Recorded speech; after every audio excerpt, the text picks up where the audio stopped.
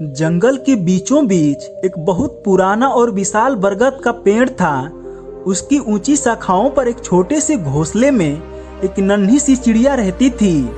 वह दूसरी चिड़ियों से अलग, शांत और थोड़ी सहमी हुई थी। जब बाकी पक्षी नीले आसमान की ऊंचाइयों को नापते और हवाओं में कलाबाजियां दिखाते, तब वह नन्ही चिड़िया बस घोंसले के कोने में बैठी उन्हें निहारती रहती। उसके भी मन में बादलों को छूने और सूरज के करीब जाने का सपना था, लेकिन जैसे ही वह पंख फैलाती, उसका पूरा शरीर डर से कांपने लगता और वह जमीन पर आ गिरती। जंगल के दूसरे पक्षी उसका मजाक उड़ाते, उसे डरपोक कहकर पुकारते। उनकी बातें सुनकर वह रात के सन्नाटे में चुपचाप आंसू बहाती और खुद से कहती, शायद उड़ना मेरे नसीब में है ही नहीं। लेकिन उसके भीतर एक नन्ही सी आवाज अब भी जीवित थी, जो उसे याद दिलाती कि अगर उसने खुद पर भरोसा छोड़ दिया तो उसके सपनों का अंत हो जाएगा।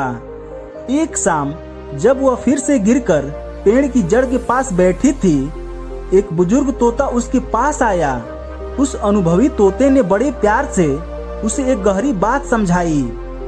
उड़ान पंखों से नहीं, हौसलों से होती है। गिरना तुम्हारी हार नहीं है, बल्कि हार तब होती है जब तुम कोशिश करना छोड़ देती हो। उन शब्दों ने उस नन्ही चिड़िया के भीतर एक नई आग लगा दी। अगली सुबह उसने यह तय किया कि अब वह गिरने से नहीं डरेगी। वह फिर से ऊंची डाल पर गई और एक लंबी छलांग लगा दी।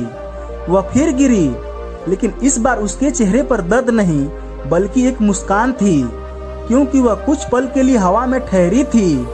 दिन बीतते गए और उसकी मेहनत रंग लाने लगी। अब उसकी उड़ान लंबी और स्थिर होने लगी थी। फिर एक दिन जंगल में एक भयानक तूफान आया।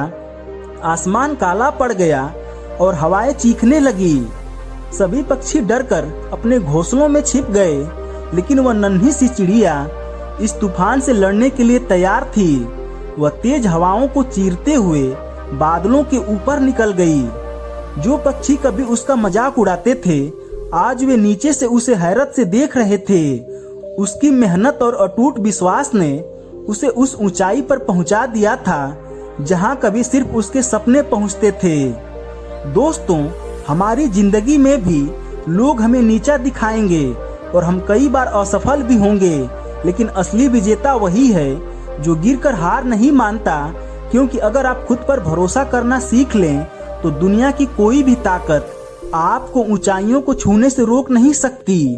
तो दोस्तों, अगर आपको यह कहानी पसंद आई हो तो इसे लाइक करें, अपने दोस्तों और परिवार के साथ शेयर करें और हमारे चैनल पर नए हैं तो चैनल को सब्सक्राइब करें। धन्यवाद।